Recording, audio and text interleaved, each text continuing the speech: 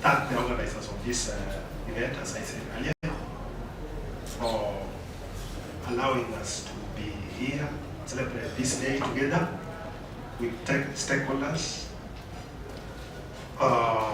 And we've heard from our earlier speakers that we have around 2.5 billion people around the globe who need assistive technology to help them. And you realize that with the aging global population, the rise in non-communicable diseases, it's estimated that more than 3 billion people will need at least one assistive device by the year 2030. And what is important to take home today is that all people are candidates of utilizing assistive technology with the dynamic health and socio-economic conditions we live in.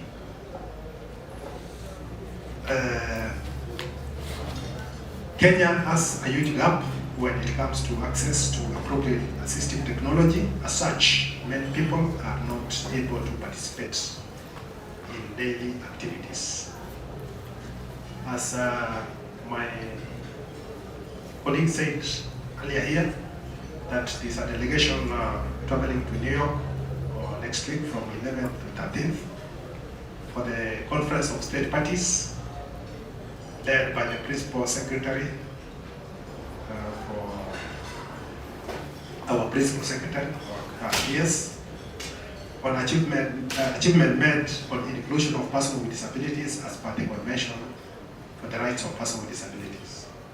Kenya will be having a physical side event in collaboration.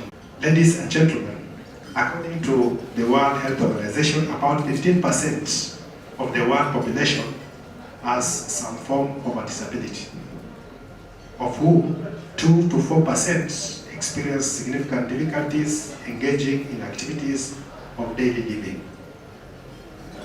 In Kenya, as per the 2019 National Housing Population Census, an estimated 2% of the population comprises persons with disabilities. As you are aware, the global estimate for disability is on the rise due to an aging population and rapid spread of chronic diseases, as well as the improvement in the methodology to measure disabilities. Persons with disabilities are considered among the most unprivileged minorities, with poverty seen as both a cause and consequence of disability.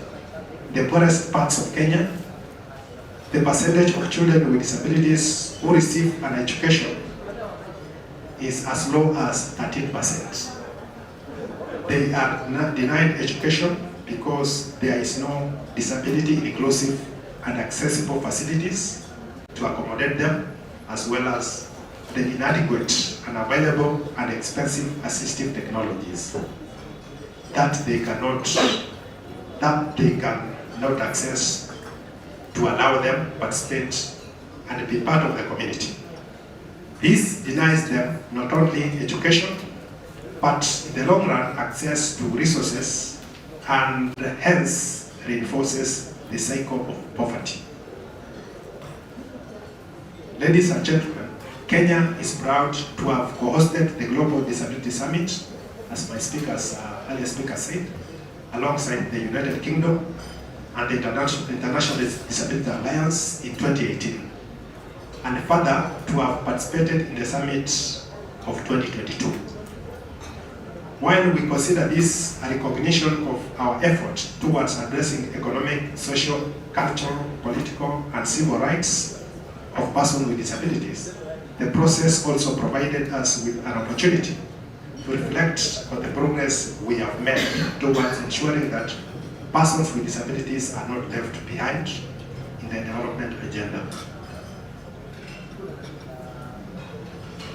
At 2018 summits, the government of Kenya made commitments on matters related to assistive technology, key among them being to finalize and implement the National Disability Policy on Assistive Devices and Support Services.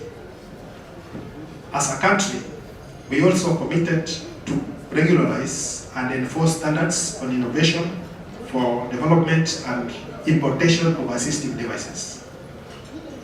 To actualize this commitment, the Ministry of Labour and Social Protection, through Directorate of Social Development, is working in close collaboration with the Ministry of Health in the development of national policy on assistive technology, which Martha has talked about.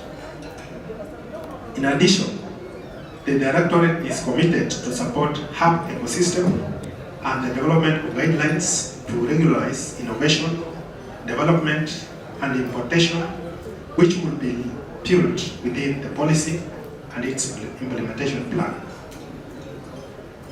It is necessary for us to form partnership and collaborations in implementing not only the commitments that we made during the Global Disability Summit, but to partner in ensuring that the environment is conducive for innovators.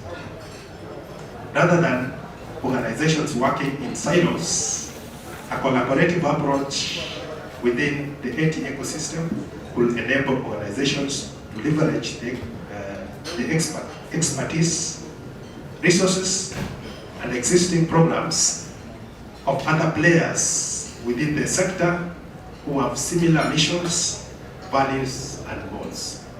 In conclusion, the Directorate of Social Development is in the process with the National Council for Persons with Disability to finalize the Persons with Disability National Policy, which my friend talked about here, that aims at delivering quality services for persons with disabilities through inclusive environment by exercising fundamental rights, freedoms, and liberties of persons with disabilities.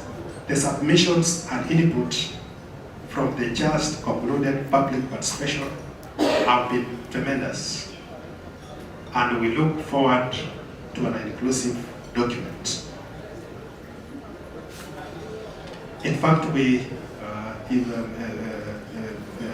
the way my colleague talked about here, we are working on the policy. We did public participation the other week, and we are in the process of finalizing it.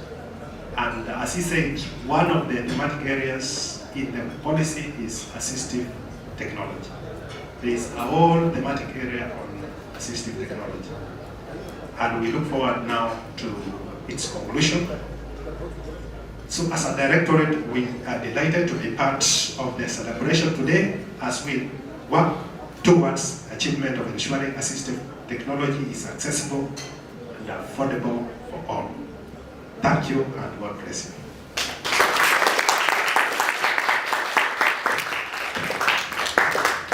There's nothing I'm supposed to add. I think I earlier made a few remarks. Mine, what I've read is from our secretary.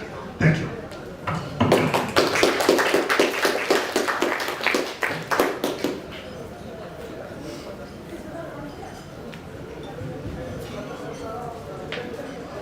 Thanks a lot. We truly do appreciate this because collaborating with the government is in the development of AT ecosystems is extremely key. So thank you for the keynote speeches because they underline the need on the policy.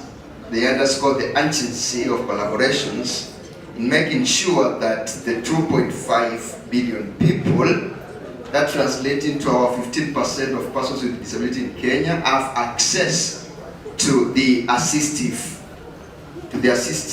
technology that they need. At this moment, I think we are doing good. I would like us to break for tea for now, and when we get back, we'll be playing just a short video, I think 1.5 minutes or so. The video from AT Scale Global, which was shot with participants from our country, and some of them are here, Derek and Florence. So we're going to play that immediately after we get from T, and then we will dive into, let me call them conversations, just conversations around access to ATs. We'll have some inputs from AT users, from the policymakers, because all what we are trying to do is enhancing the need for access. And my colleague Alan Albert will be taking us in that session. We'll be helping me to do that. So I think T is ready for now. And because we just have a day, this is a half a day meeting.